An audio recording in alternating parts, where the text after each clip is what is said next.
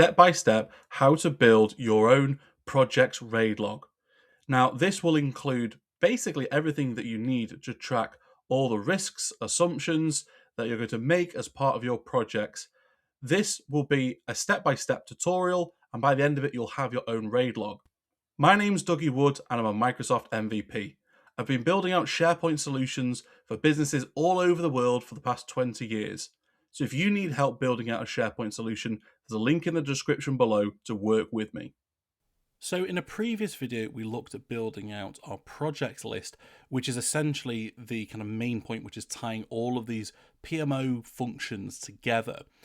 We also looked at creating an accounts list. So basically we could tag our customers against each of these projects.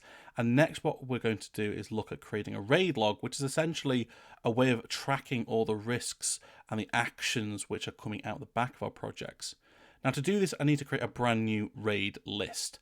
I can do this by going to the homepage of my SharePoint site, which in this case is a project dashboard, and we can go and create a new list.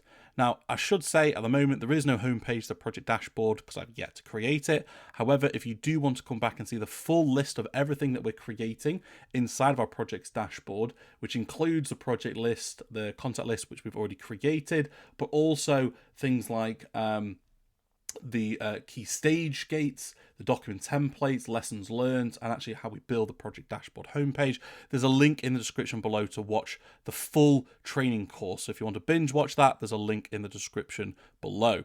Now I need to create my RAID log. So to do this, I'm going to create a brand new list. So click on new and then list. Again, in here, there's loads of different ways that we can create lists. You can have a little look inside of these different templates. However, I'm going to create one basically from scratch, brand new, and add all the columns which I want inside of my RAID log. You could import. So say, for example, a lot of the customers that I work with, they actually already have a RAID log, but typically it's an Excel spreadsheet. So if you want to keep hold of that data, you can actually import it by creating a new SharePoint list by importing from either an Excel spreadsheet or a CSV. Now I'm going to create this completely from scratch. So I'm going to call this my RAID log, and again I want to show the list in the site navigation because it's making it much easier if I can quickly access it from a link across the top. Then click on create. Now this is going to create me a completely brand new list essentially that I can then populate myself.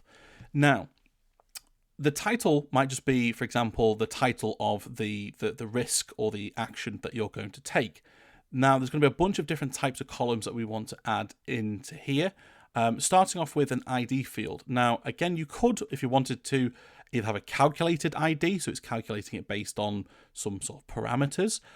You could manually input it, but I like to use the default ID that comes with every single SharePoint list. So to do this, I'm going to click on the drop down, click on Edit Current View, and then what I'm going to do is look at the system fields which come with each SharePoint site.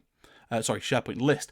Now, I want to use the ID, so this is going to be very important. So rather than just referring to a title, which can be a bit confusing sometimes when you're talking between your project team, it's sometimes easier just to refer to an ID, to say ID 37, and it's much easier to go to the RAID log and find that than it is to look for a specific title name. The title is useful to give it a bit of a high-level description, so at a glance you know what it is, but to refer to an actual RAID item, it's much easier to use an ID.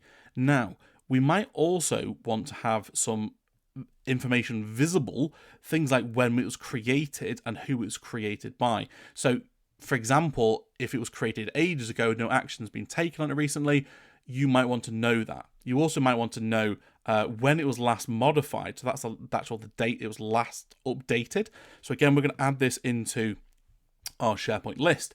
So once we're happy with the columns we've selected, we just click on OK, and it's then going to add them into our list like this. Now, we can move these around if we wanted to, but I'm quite happy with the order. But say, for example, if we wanted to have when it was last modified, moved left or right, you can just click on the drop down and you can actually go to column settings and say move left, and you can move these around if you wanted to. It's totally up to you how you sort of show these, but I'm actually just going to move this one left again. So we've got our ID, the title, when it was last modified, when it was actually created, and who created this item. The next thing I want to do is actually separate what are our risks from our actions. So I'm going to add a type field. Now to do this, we could use a couple of different types of columns, but the best one is probably going to be the choice field, which is basically offering a set of choices that you can then sort of predetermine and select from. So the first would be a risk. It could be an action. You can do a couple of different types if you wanted to in here, but let's just make it easy. So we're going to have risk, make this red, and action would be green.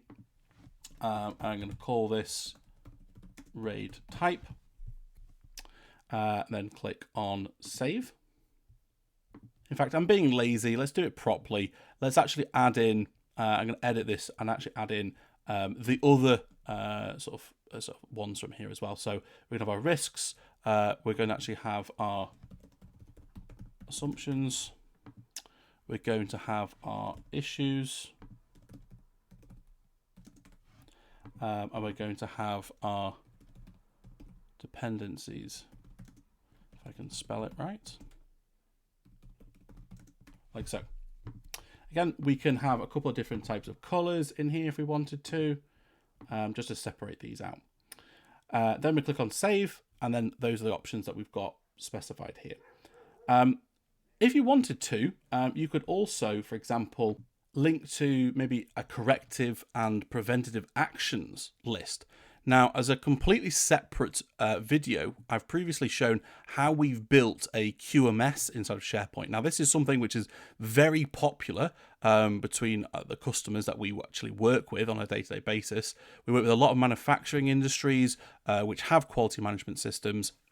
But as part of this, not only is there document control to sort of actually see the documents, training trackers, but we also have a non-conformance system that's part of this as well, which actually contains corrective and preventative actions. So this could be a list, like a corrective and preventive actions list, where we could tag all the different types of actions in here, who they're assigned to, target dates, statuses, and even have workflows which are automatically reminding people and chasing people to take action. Now, this obviously is potentially overkill for what a lot of companies need, but it's worth knowing that you could build out this type of QMS system inside of SharePoint and link it back to your RAID log if you really wanted to. But in this case, I'm just going to show a much more simplistic version, which is just a single SharePoint list for our RAID log. So we've got these fields already created now. We're also going to add in a couple of other columns. So we're going to add in, for example, a description column, which would be a multiple lines of text. So this would be the description of whatever the kind of the risk or the action is, or the assumption that we're making. Then click on save. We might also want to have things like an impact assessment, maybe linked to this, or a choice drop-down field. It might just be a description. So let's have multiple lines of text, and let's put impact that we think it might have. We might want to say a likelihood of this. So this could be a scoring rating. Let's just say, for now, it could be a choice. So we could say likelihood.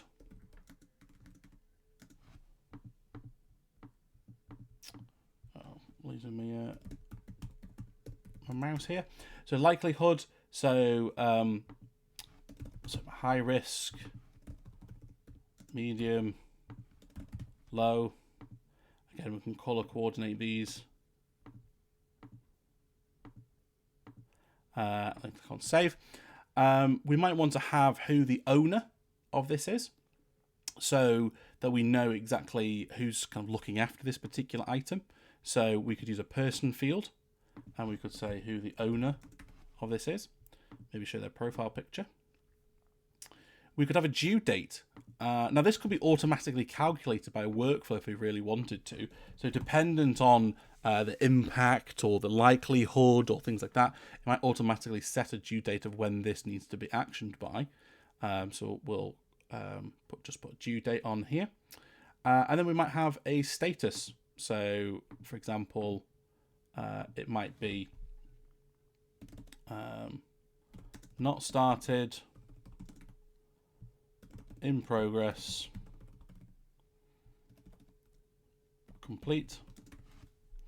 So not started, red, in progress, yellow, complete, green.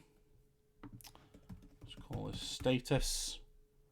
By default, it will be not started, because again, we don't want people necessarily having to click things they don't actually have to. So by defaulting it to not started means whenever you create a raid item, it'll automatically default to not started, meaning that someone doesn't have to waste their time actually just selecting that. If most of the time that's what's going to be the case. You could also add other things on there if you wanted to, things like notes or resolution description or resolution date. There's loads of different things that you might want to tag, but I want to keep this as simple as possible and not sort of go too crazy with it at this point in time. Now, to add a new item is really simple. All we need to do is click, for example, the Add New Item, and we give it a title. So let's say, for example, one risk might be Client Scope Creep. Raid type is a risk. The description, maybe we want to say client requests additional SharePoint features which are outside of the agreed scope, maybe extra power apps, workflows, integrations, which we never agreed as part of the original project. Impact. So this might be, for example, unhappy customer, something along those lines. Likelihood, we might say this is a high risk. The owner of this might be, for example, George. The due date, we're going to select, say, for example, within the next couple of weeks. The status might be defaulted to not started. Then click on save, and there we go. We've then got our first raid item in here. Now I'm just going to pause this whilst I create a few more, just so you can kind of see this raid log being fleshed out a little bit more. Now, this video is part of a series where I'm showing you how to build out all the PMO functions that you need as part of a project dashboard. If you want to watch the full training course and build your own project dashboard, there's a link in the description below. So there we go. We've now got some items inside of our raid log. Now, because our company basically just deals with SharePoint projects day in, day out, I've made this raid log related to SharePoint projects. But of course, this would be completely customized to how you need this solution to be built for you. However, just a couple of examples here. It might be, for example, a risk is that there's poor SharePoint user adoption. So we have seen this in the past before where the client has requested no SharePoint training as part of the project. However, the impact of that, it could lead to low end user adoption due to insufficient training on SharePoint and basically give a bad reputation, bad customer satisfaction because they've not properly trained their staff to use the system. It might be, for example, that there is delayed access. One of the biggest problems that we have with our projects is making sure that we can get access to our customers' SharePoint environments in time to start the project. And if we don't have access, it can cause a delay in the project and basically mean that we would end up missing our agreed delivery dates. So there's loads of different types of things we could have in here, but we could actually filter them. So say, for example, if I just wanted to see, maybe I'm interested in seeing dependencies, I can filter this and you can see there's a dependency here on a particular project where the Dynamics 365 partner is unaware of how SharePoint works. So basically the impact could be that this could cause issues where we're trying to build out SharePoint solutions, but the partner isn't aware of actually how the integration with Dynamics 365 and SharePoint works, which can then cause a bit of a problem further down the line.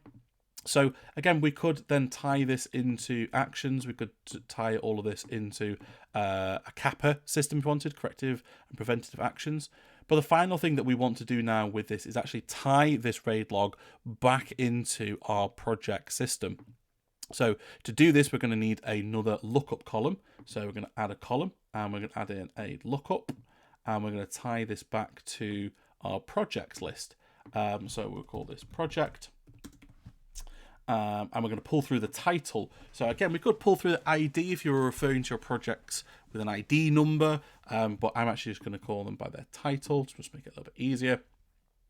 And then all we need to then do is update our project raid log to select the project that it relates to. So the client scope creep might be related to ISO 9001 project.